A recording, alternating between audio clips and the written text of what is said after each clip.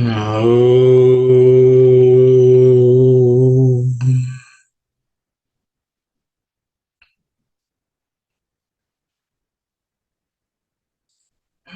Om.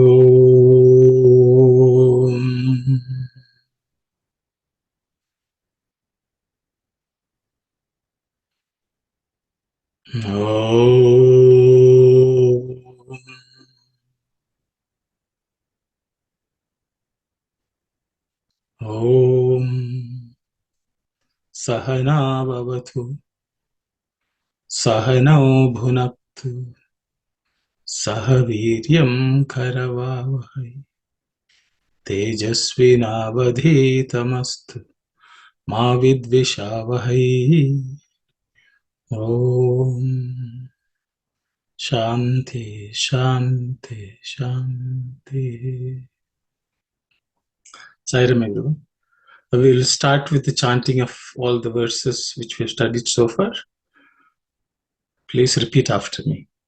Sairam.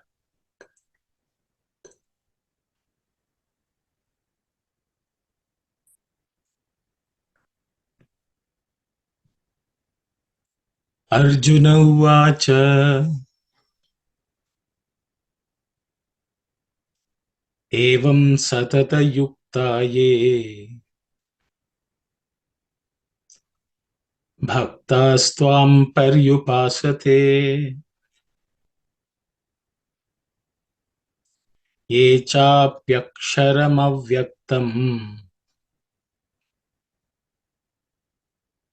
Tesham Ke Yoga Vittama.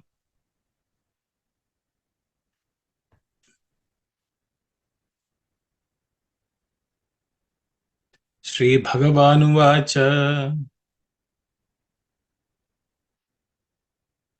Maya Veshyamano Ye Mam Nityayukta Upasate Shraddhaya Parayopeta Te Me Yuktatamah Mata.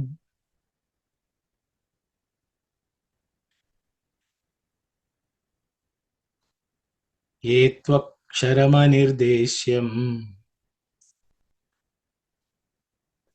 Avyaktam Paryupasate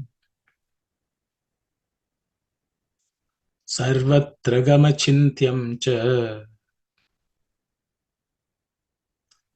Kutasthamachalam Dhruvam.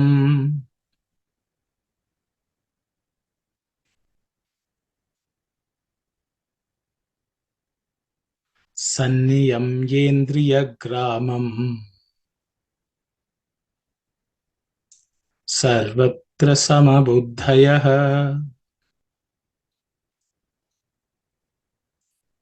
Te Prapnuvanti Mameva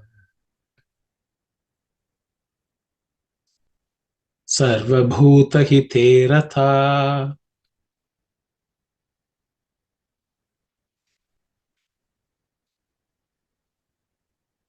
Kleshodhikatarastesham Avyakta Sakta Chesasam Avyakta Higathir Dukkham Dehavadbhiravapyate.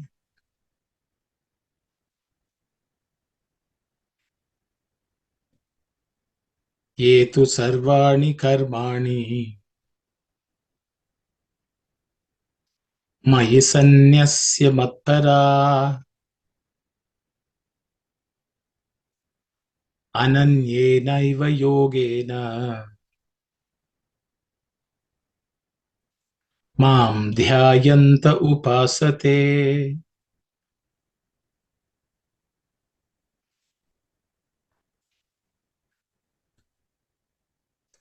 Teshamaham samudharta Mrityu samsara sagarat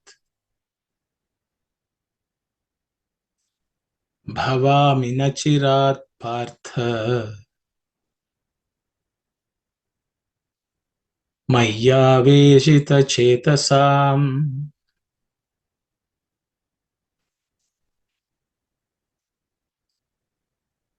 Mayyeva mana adatsva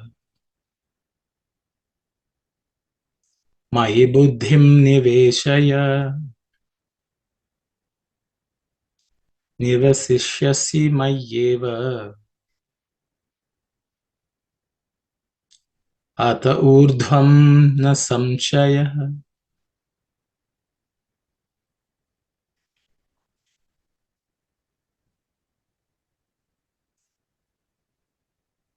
Atha chittam samadhatum na shaknoshi mayi sthiram abhyasa yogena tatah mamichhaptum dhananjaya.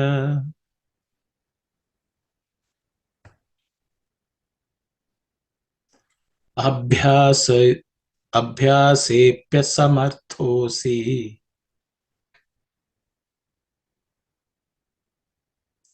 matkarma paramo bhava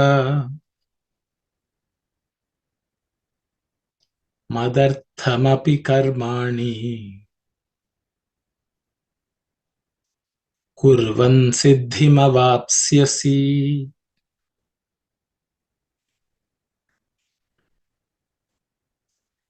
Ataitadapyashaktosi kartum madyogamashritah sarva karma palatyagam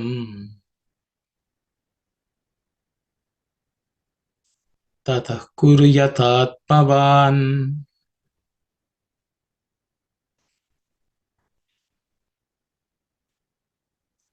Shreyo hi jnanam abhyasat jnanadhyanam visishyate.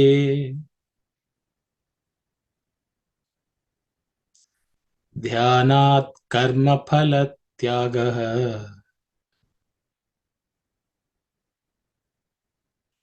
त्यागात् शान्तिरनन्तरम्.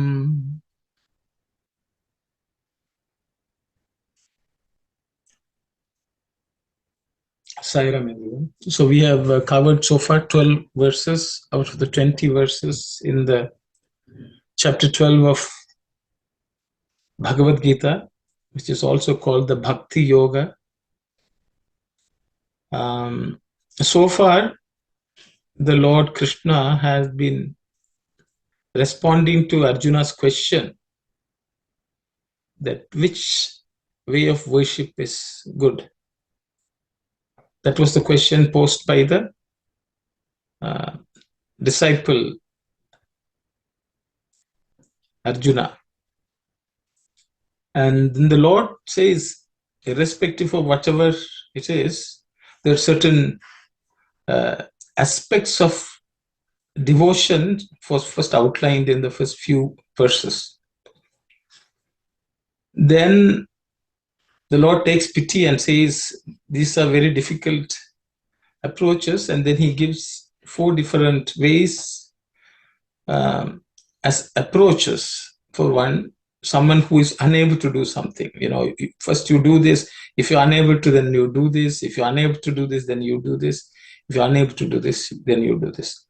So he also prescribes each of those as better for someone who is unable to practice the first 3.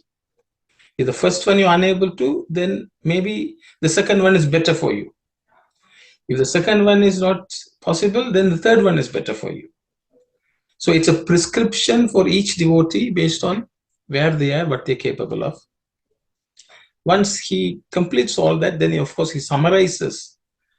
This is good. If this is not, if this doesn't work, this is better for you. If this is not, this is best for you. This is not, this is best for you. And through all this, he says, you will get Shanti. So that is how we have completed the 12th verse. Now we are going into the 13th verse. Oh, Brother Vimaleshan, yes, you have question. I just want to clear it out. When you chant, wherever the sloka or line ends in visarga, should it be, for example,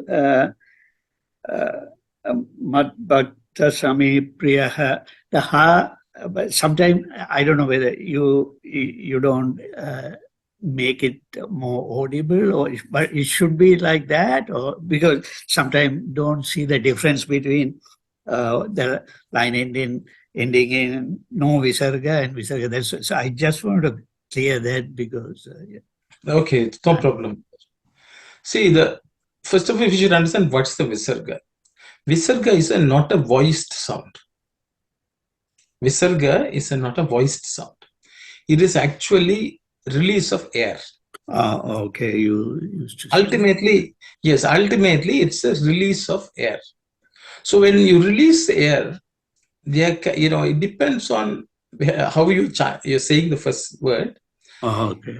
It can, you see, it is not her. It is ha. It is ha. Okay. So that is why that air takes changes. The visarga changes The following letter. Okay. Yes. So the air which is coming out connects with something which is following. Okay. So depending on the amount of air, you release it.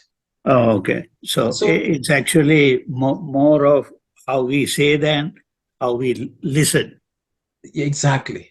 Right. So once you understand, see, many people say Ramaha. That's wrong. Right. You should not say her. Her means HA. All right. Okay. Visarga is not that. Visarga is just release of air. Okay. Visarga means, Visarjanam means just leave it. Give up. Okay. That is the meaning of Visarja. So Visarga means you let the air just.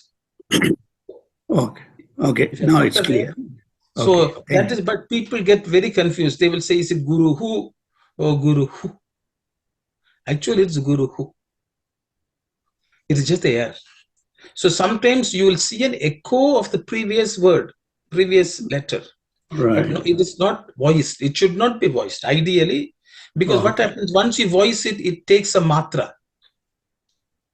Right. It takes a count. It's not, Visarga doesn't have count. Okay. So I hope that's now it's clear. I covered this when we did the alphabet, but that's Visarga. Okay, so we will. So, for example, Maitra or Maitra, both are good. Okay. So sometimes it's Rama ha or Rama. All of them are good because it's just air going out. It doesn't have a fixed. Okay, I hope that's fine. So we will go to. So now what Krishna is doing is he has given 4 approaches. But whatever approach you take, at the end you should reach a state of a bhakta. And now he's describing all the best qualities of bhaktas which are dear to him. The next few verses tell what is the goal of a bhakta and how do you know a bhakta for one's own self. It's not for others to say. One's own self, we have to evaluate whether we have cultivated these qualities. Only then we become bhakta and we become dear to the Lord. So there are many discourses where Swami has spoken about all these qualities. And so I have got quite a few excerpts, which is a drop in the ocean in terms of what Swami has spoken. But we will read them today, but we'll start with the verse.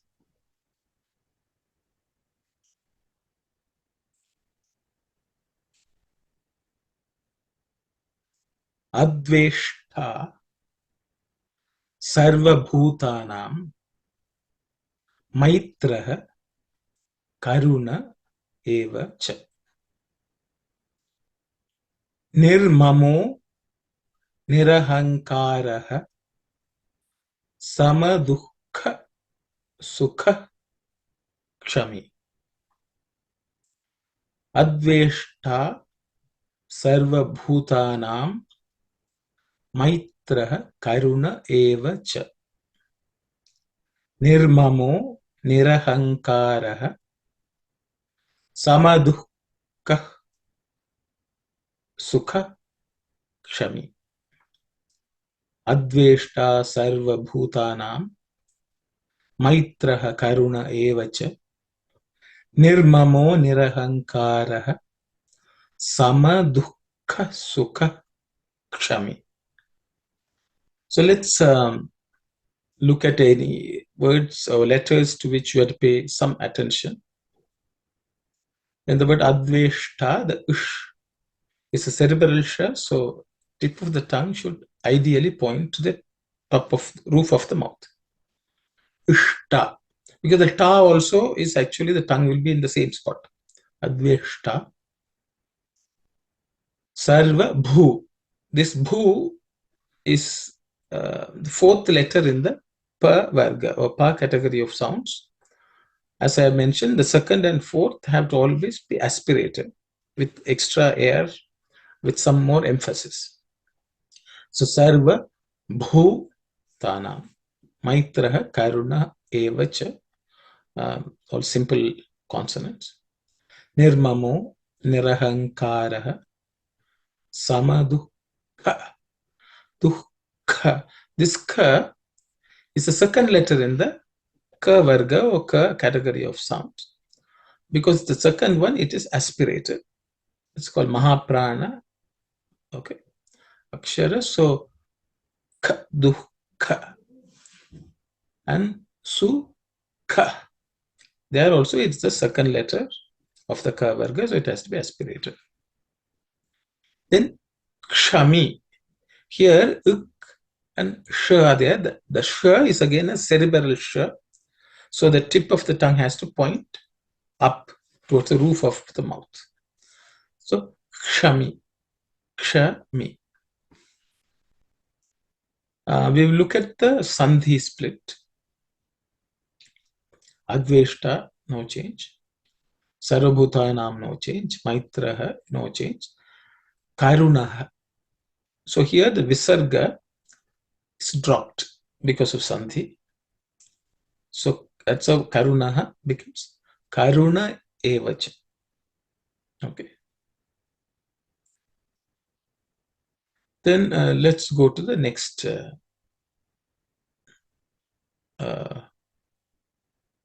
line. So, maybe I will just spend a little bit of, when we say sandhi in Sanskrit, sandhi is a very natural, almost organic process. So generally, in this case, visarga is disappeared, we say, So what exactly happens is, the visarga is present, but it's not seen. So what it means is, whenever there is a vowel following it, whenever there's a vowel following, the visarga gets dropped. Because the reason is, the air is retained to say the next letter. So whenever vowel is involved, there's more air involved. Air just flows.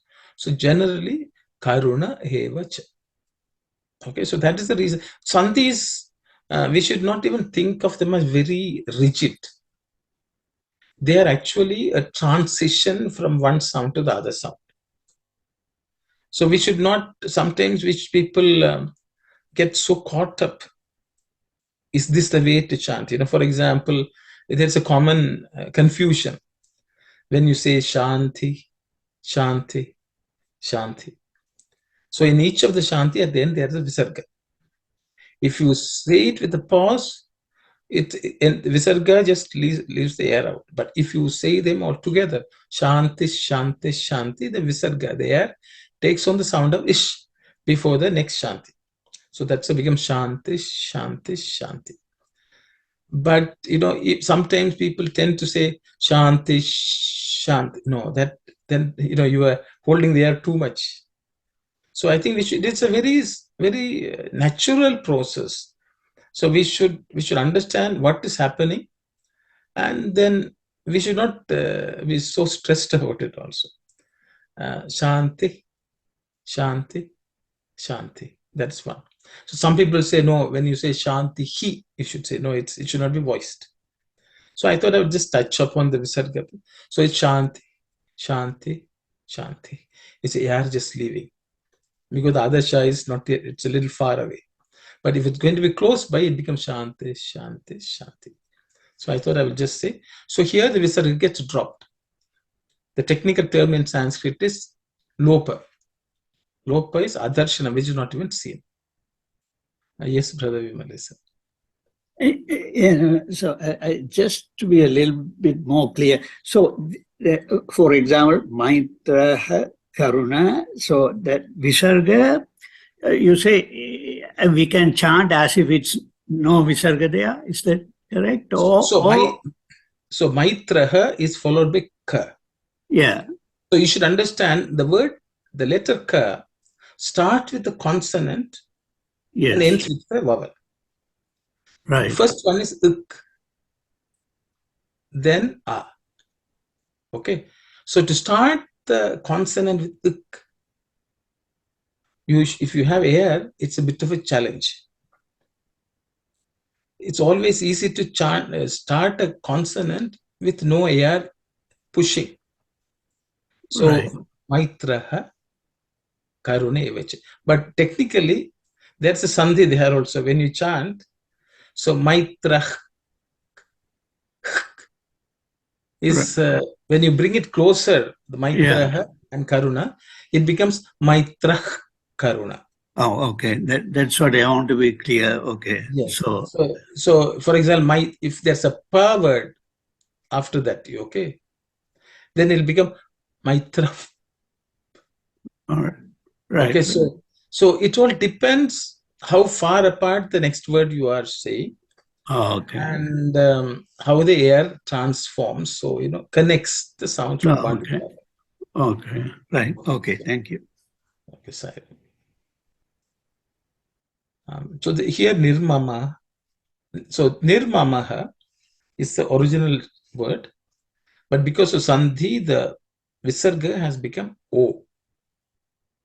Okay, so that's how you get Nirmamo. Nirmamo without the Sandhi is Nirmamaha. The next word is Nirahankaraha. Actually, if we say Nirankaraha, Samadukka, if we say it together, it will become Nirahankara Samadukka. So there are some subtle differences if the Sandhi comes into being. Depends on how we are chanting. That's what I would say. Nirahankaraha, there's no change. Samadukka, no change. Chami, no change. Okay.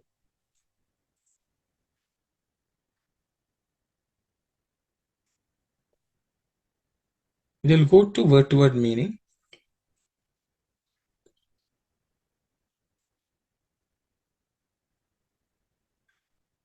Adveshta. It comes from the word dvesha. Dvesha is the dvesh. From there only the entire word is constructed. Dveshta means one who has dvesha. Dvesha means enmity, hatred. Adveshta means opposite of that. Without dvesha. One who is without dvesha. One who does not have hatred. One who does not have enemies. That is adveshta. So a devotee is one who does not have any enemy in the world. He does not hate anyone. Adveshta. That's the first primary qualification or characteristic of a devotee. Sarvabhutanam. The Sarvabhutanam is sixth vibhakti or sixth case suffix of the simple noun Sarvabhutaha. Sarvabhutaha, because it's a plural. Okay, Sarvabhutaha. Sarva means all. Bhutaha means living beings. All living beings is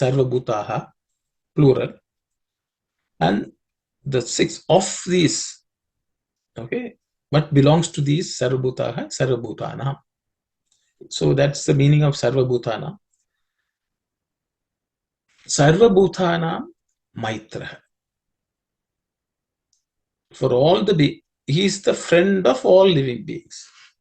Maitra means friend. So the devotee will be Adveshta. Sarvabhutanam Maitra. He is the friend of all living beings. It is not the person thinking that others are friends. Other beings think, other living beings think, this is my friend. Then that is a devotee, if such a devotee exists. Karunaha. I think all of you know the meaning of karuna, one who is compassionate. Eva means indeed, certainly. Cha and nirmamaha. Mama means my. Mama means aham is I, mama means my.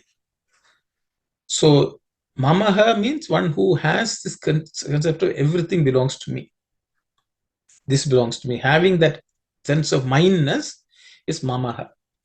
Nirmamaha means one who doesn't have that mindness feeling. Okay, so one without the feeling of mindness or possessiveness.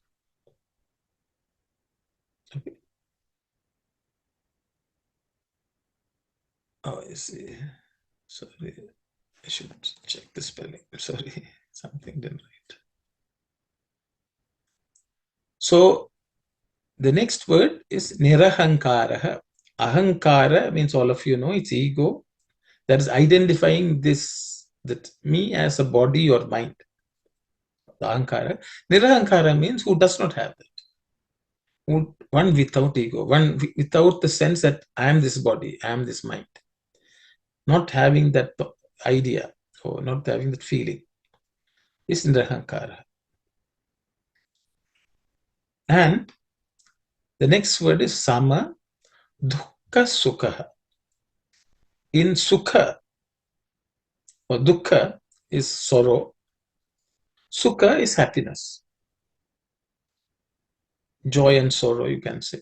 Sama is always same, equal. So whether something bad happens or something good happens, that person should be always at the same state of mind. Swami calls this also samadhi. Your intelligence is always, or intellect is always in a state of balance. Sama also can say balance. Okay, one who is equanimous in sorrow and happiness. The next word is kshami. Kshami comes from the word kshama. Kshama means forbearance. That is able to bear anything. It also tolerance, patience. Okay, all that is covered by the word kshama. So there are many poems of Swami where he says kshama is everything. Kshama is satyam, kshama is dharmam, kshama is shanti, and so on. Okay, kshama, ahimsa. So that the kshama feeling comprises of all human values, you can say. So one who has kshama, for the purpose of translation, I have just used one with forbearance, but one who can bear anything and be unperturbed. Such a person is kshami. So these are actually this verse, the 13th verse, it's not complete. Next verse together they become complete. So it's a two pairs of verses. So here a list of qualities of a bhakta are mentioned by Lord Krishna. We will just read a few excerpts of Swami, if it's okay with you. What then is true prema? Love. Pure, unselfish love towards all living beings. Sarvabhutanam Maitra. We just said. Considered as embodiments of the divine. I will read again. Pure, unselfish love towards all living beings considered as embodiments of divine, with no expectation of reward, is true love. Then Swami is quoting from the same Bhagavad Gita shloka, Adveshta sarva bhutanam maitraha karuna evacha. Free from dislike, friendly and compassionate towards all beings. With this attitude, when one regards divinity as present in all beings, only then he can have true love. Whatever be the vicissitudes one may face, whatever be the personal sorrows and privations one may undergo, true love will remain unaffected. Sama dukkha sukha. Today, when any difficulty arises or when some trouble crops up, love turns into hatred. True love is the sweet fruit that grows out of the fragrant flower of good deeds. Love rules without recourse to the sword. It binds without laws. Only one who has such true love can be described as human. Swami is giving these qualifications to a true human being, not even a devotee. We'll go to the next. The man without such love is only human in form. Like the lotus which blooms when the sun rises, the heart of man blossoms when love enters it. Like the glow of the flame in a fire, like the rays of the sun, like the waves in the ocean, divine love is the basic quality of a true human being. It is only when one is filled with pure, unselfish love that he can be called a human being. So this discourse Swami gave in May 1985. You can read the full discourse if you wish. Sai Ram, can I get something? Sai Ram, I don't know. Go to the previous page, please. That love rules without recourse to the sword. What's that? So, for generally people think if you have to rule, you have to have a weapon to control people. But Swami says, love also can control people without any recourse to violence. That is an instrument. You use love as an instrument. Yes. Okay, thank you. Love itself becomes a weapon, if you want to put it that way. Because people will not behave not because of fear.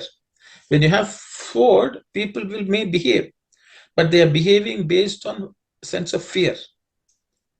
But when you are wielding love, they will just out of love they will behave. And Swami says that is a much more effective weapon, more powerful weapon. Yes. Okay, so that's what Swami says. Thank you. That's in the next sentence. Swami says it binds without laws. You don't have to even lay down law for people to follow. People will follow. You don't have to have a law of saying if you steal, you will be punished. That's what the laws do. But when the love is there, so that's why Swami makes a joke. Sometimes Swami asks people, is it your mother-in-law or mother-in-love? Okay. Mother-in-law means the mother, of your spouse or whoever it is, they lay down the law. Mother-in-law means out of their love, the daughters-in-law or son-in-laws behave. That is through fear. One is through fear, the other one is through love. So, Swami makes joke. Thank you. Okay, I will read the next excerpt of Swami's discourse, or I think Vahini. There are 4 qualities which man has to develop if he is to pursue properly the 4 Purusharthas. These are very necessary for students today. It is the failure to understand these 4 requisites properly that there has been the cause of many grave consequences. These 4 are Maitri, Karuna, Mudita, Upeksha. These 4 important qualities required by everyone. The characteristics of each of these qualities have not been rightly understood or explained. For instance, Maitri, friendship, is regarded as mere friendliness. What is friendship? Whom should you befriend? How is one to be friendly? These aspects have to be understood. One should not cultivate friendship with all and sundry.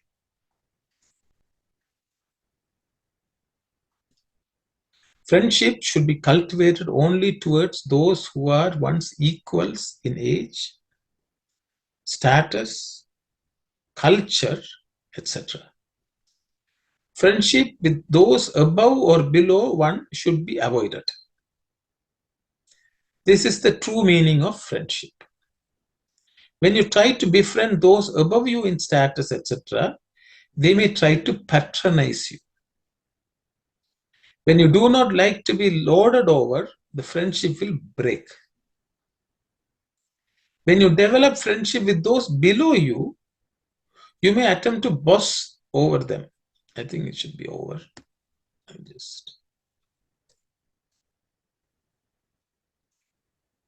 When they do not acquiesce in this, the friendship will break up. Therefore, friendship will be enduring only when it is as between equals in age, wealth, status, etc. Karuna, kindness or compassion. Kindness should be shown towards those who are in a lower position than ourselves in respect of age, wealth, health, status, education, and the like.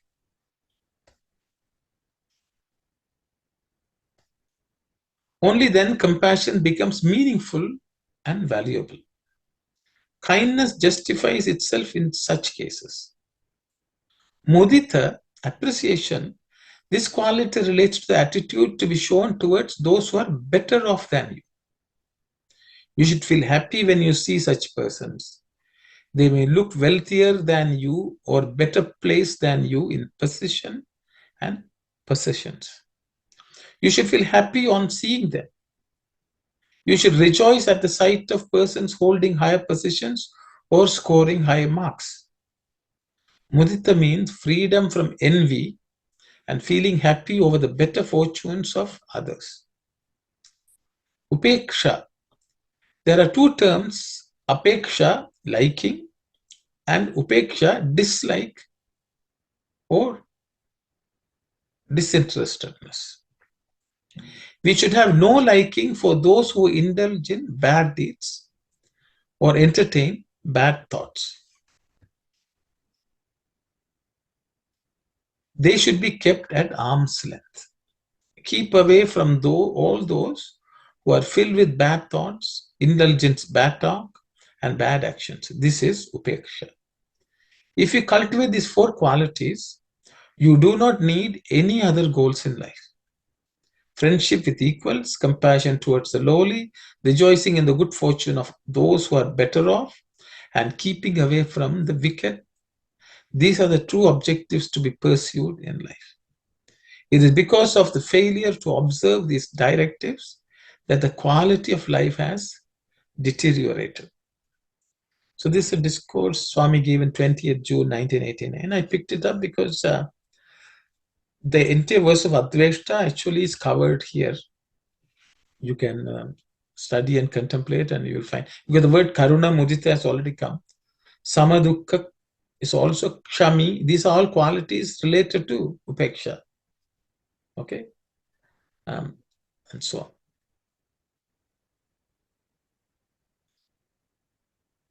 So we'll go to Nirmama, Nirankara. Without them, you cannot have Mudita. So, the same concepts are explained in different ways by the Lord. So we'll go to the next. I think I have one more excerpt. True and selfless love manifests as sacrifice. Such love knows no hatred, Adveshta. It envelops the entire universe and is capable of drawing near even those who are seemingly far away. Love, it is that transforms the human into the divine. It can transform a Pashu, a bestial person, into Pashupati, divinity. In the phenomenal world, you come across many shades and derivatives of this primordial love. You love your father, mother, brother, sister, friends, and so on. In all such cases, there's always a tinge of selfishness somewhere or the other. Divine love, on the other hand, is totally free of even the slightest trace of selfishness. You must surrender to such love, become completely submerged by it, and experience the bliss it confers. For acquiring such love, the quality of kshama or forbearance is a vital necessity. So, the last word in the verse was kshami. So Swami is talking about kshama.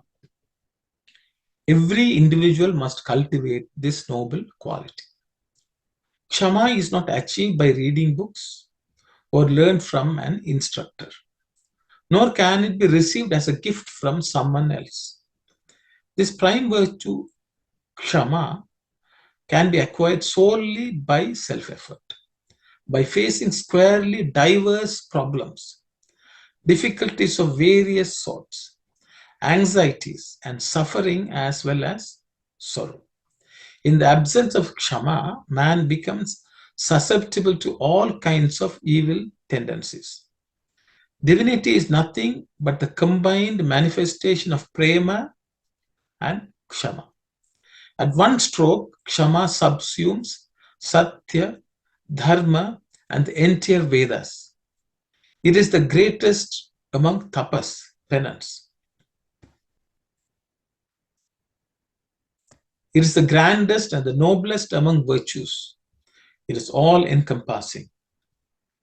The Mahabharata and the Srimad Bhagavatam both contain many episodes that illustrate the disaster that befalls when kshama is lost. Jealousy is the first bad quality that makes its entry when kshama makes its exit. The Mahabharata gives a graphic portrayal of how life that is otherwise smooth can be totally shattered by jealousy.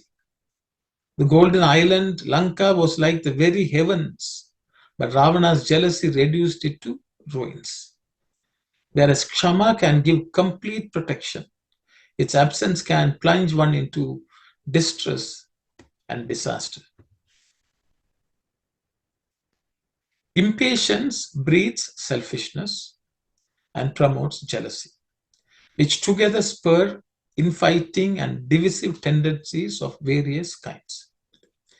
The troubles the country is currently passing through are largely due to the absence of this noble quality of kshama. Impatience has ruined even very great spiritual aspirants. Likewise, kings have been reduced to beggars. Absence of kshama can make yogulu, yogis, into rogulu, sick persons. Without kshama, mankind becomes degraded and starts declining.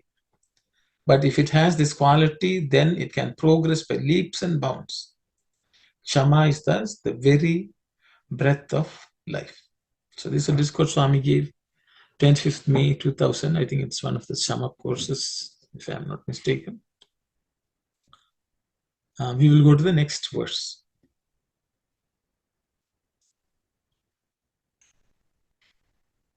Santushta satatam yogi yatatma dridha nischaya Mayarpita manu buddhir yo mad bhakta same priya.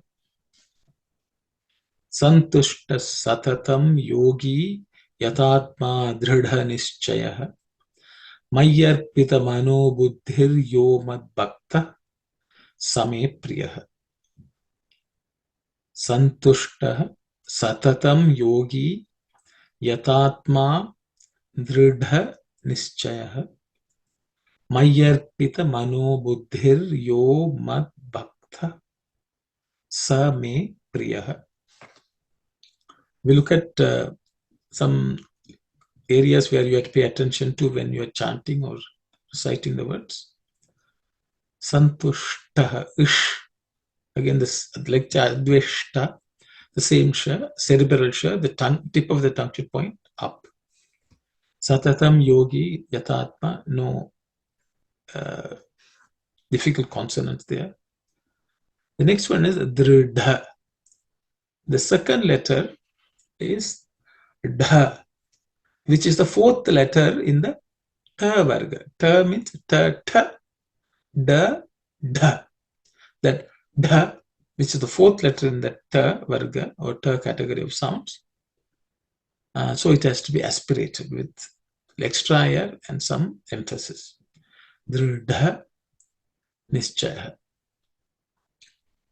And the next one, Mayyar Pita Mano Buddhi.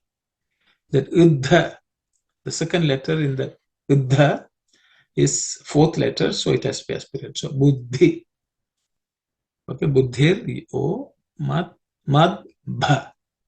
Again, Bhakta. That Bha is aspirated. Mahaprana, which is the fourth letter in the Pa Varga or Pa category of letters, consonants. So those are the areas to pay attention to. We will look at the Sandhi split. Santushtaha, no change. Satatam, yogi, no change. Yatatma, dhrida nischaya, no changes due to Sandhi. The next word, there are about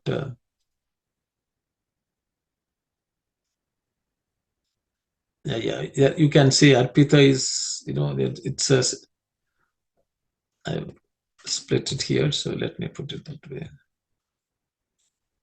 So you can say there are 4 words which combine to make this one big samasa. Mayi plus Arpita becomes Mayyarpita. Mayi plus Arpita becomes Mayyarpita. Arpita Mano Buddhi, no change. The Buddhi, the Visarga, which is followed by Ya, becomes Buddhir Yaha. But then this Yaha, due to Sandhi, that Visarga becomes O. So it becomes Yo. So Mano Buddhir Yo. Okay, Mad Bhakta Same Priya. There are no major changes which are in here, but Bhaktas, I told that Visarga also can become Is because of Sandhi, but in this place it is not there. In the case of Saha and Me, the Visarga after Sa is dropped. Now it's Lopa. It's not pronounced. Okay, so those are the Sandhi changes. Let's look at the word-to-word meaning.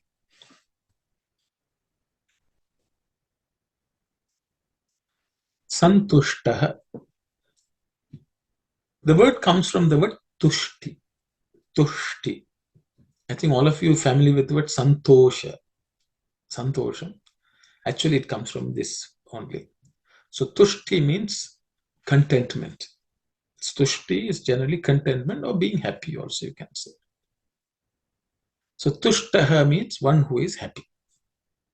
One who has the quality of contentment is tushtaha. But santushtaha means in a much better way. Or you can even divine contentment also, you can say. Because some signifies all that is pure, better, divine, and so on. Okay. So santushtaha means one who has deep, well-developed contentment, which is nothing but happiness also. Okay, santushtaha. Satatam. Satatam means at all times.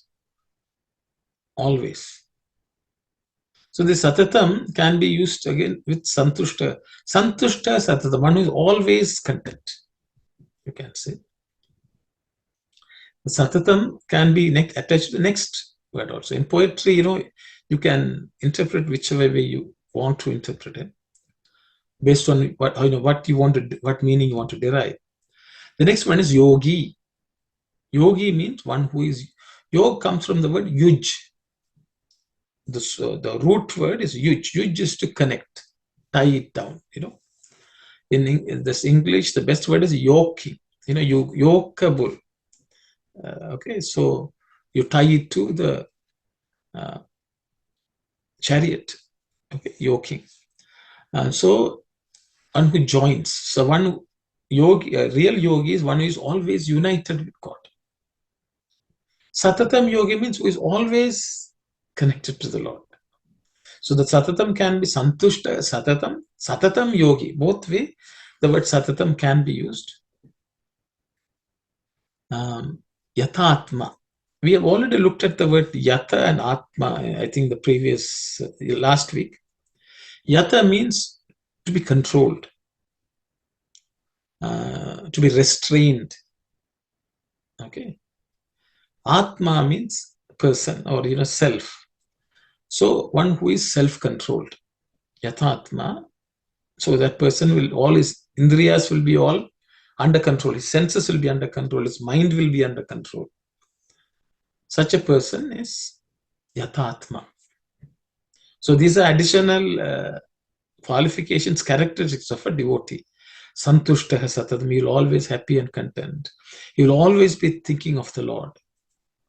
Yatatma, he's always be self-controlled. Dridha Nischaya is the next word. Dridha means firm, determined. Nischaya means one who says decisive. You have decided. Okay. So Dridha Nischaya means one, he makes a decision.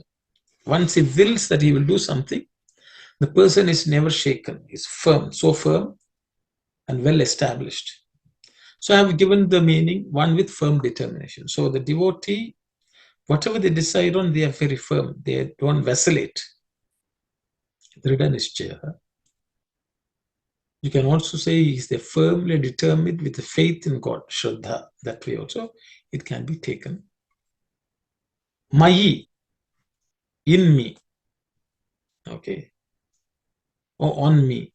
This is Mayi is a seventh vibhakti or seventh noun form of the word aham. Aham means I. Mayi means in me. Okay, it's a seventh noun form or seventh vibhakti. Arpita. Arpita means dedicated, offered. I think I will put.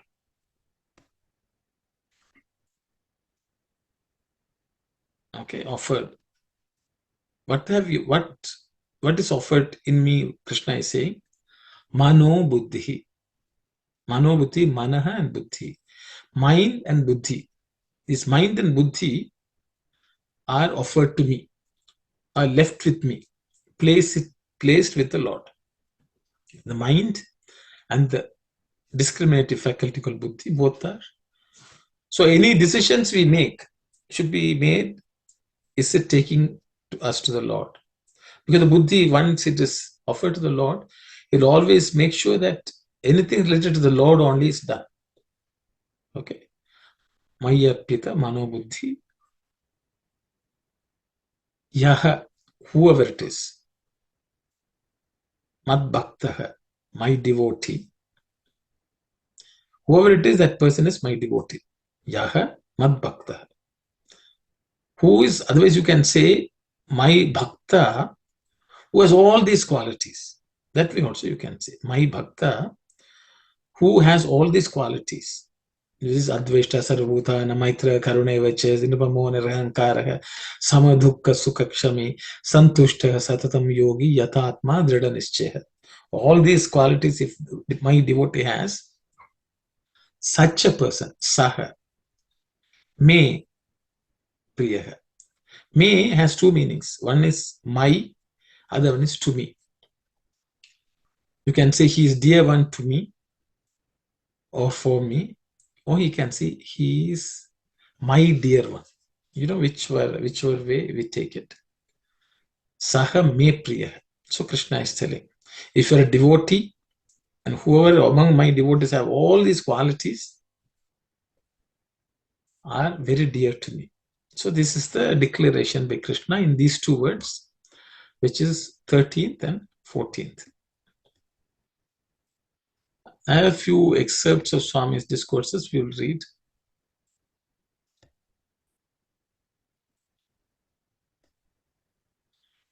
You must have contentment, whatever the gain or loss or state.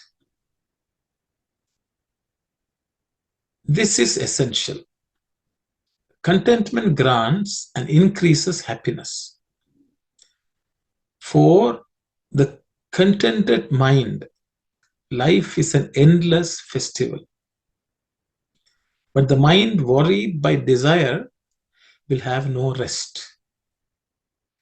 With desire troubling you, concentration is impossible. Desire is the fire in your frame. It reduces you to ashes. Contentment is the effective drug to destroy it. Just as a bath in the cool waters of a stream refreshes a traveler who is exhausted and perspiring in the burning heat of day, the one suffering from the scorching fire of greed will be refreshed by the pellucid waters of contentment. One should have desire only for the path of realization. One should not dedicate one's life for the mean desires of the world. Dedicate all to the Lord. That is genuine contentment. That is the result of the acquisition of peace of mind, shanti, joy, santosha, and discrimination, vicharana.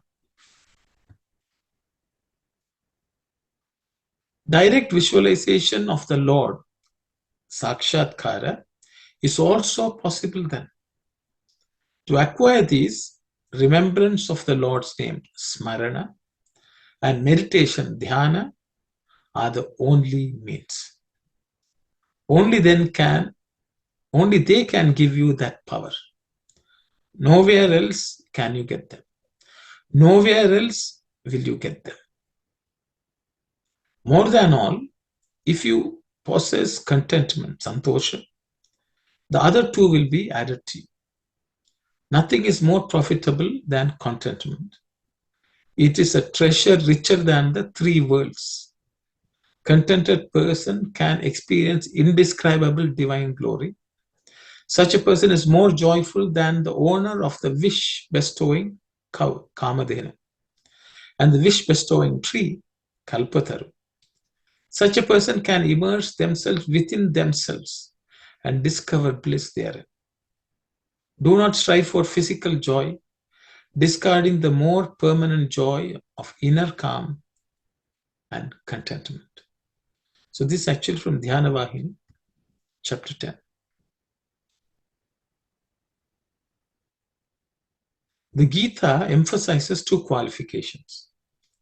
Santushtaha satatam, that's ever contented, and dridha nishchayaha, with firm resolve. He has to be contented and cheerful always, without regards for the changing tides of fortune. It should not be a pose, a passing face, an artificial, superficial show. The prefix sam indicates that the tushti, contentment, has to be deeply rooted in the heart, manifested in and through every thought and act. The other word for contentment is tripti, the all-pervading, never-changing form of tripti is also denoted by the prefix sam, which changes it into santripti. Santushti fills the heart with divine delight. It marks a stage of detachment from the world, for the world makes one swing from pain to pleasure and back again. The devotee therefore must desist from attempts to earn joy and avoid grief. He has to be unconcerned with the ups and downs. Success should not boost his ego, nor should defeat land him in dejection.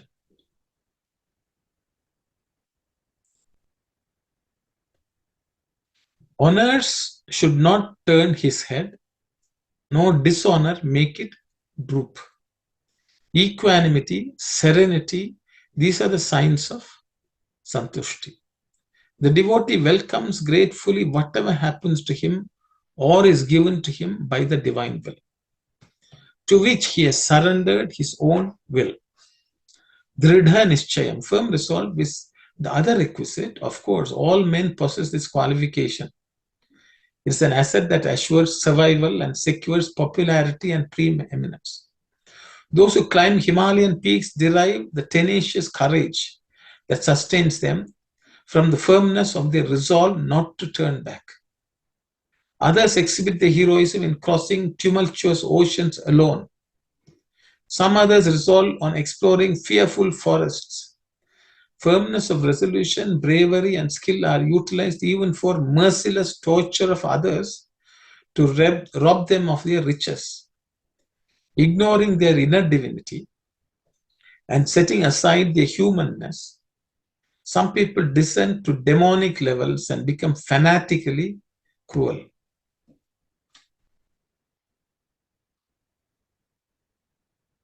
We have to conclude that Dridha Nischaya,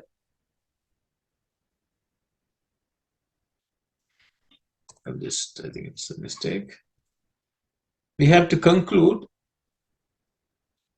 that Dridha Nischaya can serve good purposes as well as evil. Valmiki, when he was a Ratnakara, used his courage and adventurousness in vicious and wicked ways. Contact with the 7 sages and the teachings made him direct the same qualities towards Rama. He was transformed so completely that he became the author of the Ramayana. One last excerpt. If we go to any place of pilgrimage or a place of worship, we show a great deal of devotion and faith. But when we come away from such places, all our devotion and faith are left behind. It is in this context that the Bhagavad Gita has stated, Satatam Yoginaha. This means that you must be a yogi and a devotee always and at all times. Our good qualities are in the forefront only when we are doing puja or japa. The moment we come out of our puja, we shed such qualities. Good qualities are not to be tied down to a particular time and place. They should be observed in one's entire life continuously. This is a discourse of Swami from 1973, 13th of June. I think that also is a summer course.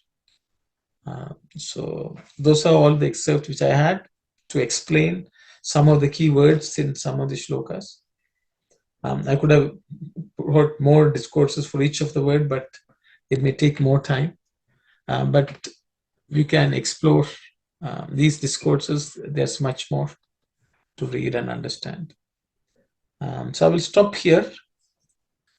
If there are any questions on what we discussed today, I'll be happy to provide answers if I have them. Yes, Brother Vimal. Sairam, no, I just want to again about that. I have, even now I have a little bit of doubt. So you said something about Visarga followed by a consonant and Visarga followed by a vowel. Can you please repeat that again? Okay. So what I mentioned, brother,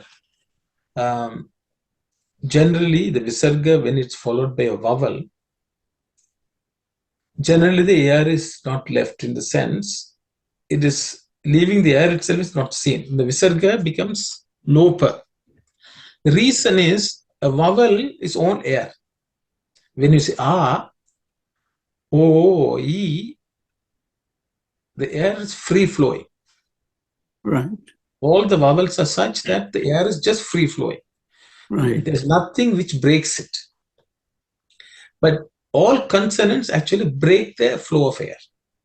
Yeah, that's correct. Like when you say consonant means there is some contact in some part of the mouth Right. or throat, which actually blocks the passage of air, and then it releases it.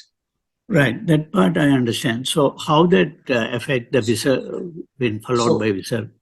Visarga, so that is whenever visarga undergoes changes. So for example, if ka comes, that air which comes will end in Right. or it's Okay. pa means it will end in Okay. okay. If it's ish, it will turn into or s. So what happens is there's something which is blocking that air. Okay. So generally, you will see something visible. Right. Some visible change in the visarga. Right. But when it's followed by a vowel, Right. the air naturally will flow into the vowel. Can you say an example for that? So for example, see, karuna evacha. So karunaha, I think that's what we only on that context, why the visarga is dropped, you said, no, the visarga sign itself is dropped. I think I will, okay, here, see, karunaha eva. So, okay, so the visarga, actually, whatever you're leaving is merging into the A without any effort, without any transformation. So how should we say that karuna evacha? See, so karuna, if the air is there, it will be karuna evacha. Oh, okay. Oh, okay. You understand that there's right. see karuna evacha. Oh, okay. So the air is actually becoming, because there's no need for transformation or change or even leaving, because what you leave becomes the vowel. Oh, okay. So that it's a very smooth transition, if you want to put it that way. Oh, okay. That's all it is. So what I wanted to say is, we should not say karuna eva. You understand? So sometimes so that's why. So even the visarga sign is not there, right? Right. Visarga sign is not there to show you that there's not been a separate leaving. See what you write is it is a demonstration of what actually you're doing with your mouth. Okay. See, all what we write is so that somebody else know what's going on. But it is actually a reflection of sound. How it's, see, all writings came about after people started talking. It's a language is something which naturally evolved as speaking, bhasha, and then it was written down. Right. Oh, it's, in office and all, we will say document what you are doing. Right. The document didn't exist before we started doing stuff. We did something and then you document. Okay. So writing is always a documentation of what happens in speech. Okay. So when vowel follows a visarga, the visarga virtually disappears. Is that? Disappears into the next vowel. Right. The visarga is there. The air is there. But there is a smooth transition. Now it's clear. Thank you. We should understand whatever you are writing is an explanation of what we are doing, saying. Oh, okay. But then somebody else, when they are trying to mimic, it may be helpful. Okay, thank you. Okay. See, we should. Is there air between karuna and eva? There's air. But the air, because it's the next one is a, it just flows into it. Okay. Thank you. Now it's clear. The air did not disappear. That's all I was trying to say. Because we should understand the concept of sandhi. See, it's samhita. If many. I will go into Veda because we have studied Veda. So you should understand Veda, when it's written, it is said in multiple ways. So there is a Veda chanting. So pada patha, samhita patha. There's a different ways the Vedas are studied and recited. So samhita is generally how we chant. If people come on the stage and they chant, it's called samhita. Samhita means with sandhi. Samhita actually means sandhi. things are put together and chanted. So that is how the sandhis come into being. When you say things together, then that becomes samhita or sandhi based reciting. But then if you do pada, see here itself, if you see, we have split, this is samhita. That means all joined together. Okay. Here this is pada. Each word is said separately. Right. Both are equally good. But the belief is, when you chant it in samhita, it's much more effective. Because the sum of two is greater than those two. Okay, thank you. Okay, so that is why even group sadhana, when people come together and do sadhana, the effect is much more than individual. So whenever we come together, the impact is much more. So that is why samhita is given a lot of importance. To say things together. Okay. You put all the words together. So each individual is not wrong. It's much more effective to say it with the sandhi. Okay, thank you. Okay. So sometimes we get caught, this is right, that is wrong. So we should understand the significance of samhita and pada. For example, namaha is a pada. But when you say namaha together, you will become namo namaha. Right. Namo namaha is better than namaha. Right. If two people doing two individual things and two people doing together, that's the difference. So that is us. But sandhi is not an artificial thing. How should we join hands and do? Depending on the type of people, you will join hands differently. So the same way sandhi is also. So sandhi is a natural phenomenon which has been put down as rules of sandhi for other people to understand who do not know the understanding of how it is happening. So I hope I didn't talk too thank much. you. Okay, sir. Yes, Auntie Sakhu. Yes, Ram. Similarly, when the visarga follows a consonant, it takes the sound of the same. Like Not always. Maitra Not always. Maitra becomes that. Visarga becomes K. Maitra Karna, right? Yes, see, in some Tamil and all, we'll say uk. For example, if something is coming after ka is then the following letter, we'll add the ik or up. So it's the same concept. Yeah. Because it will make it the join when you say it together. Not all consonants, but some of them.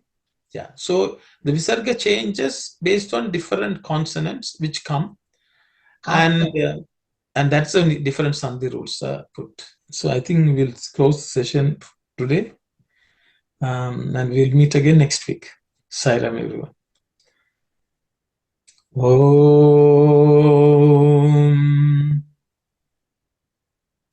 Samastaloka Sukhino Bhavantu. Samastaloka Sukhino Bhavantu. Samastaloka Sukhino Bhavantu. Om Shanti, Shanti, Shanti. Sairam, everyone.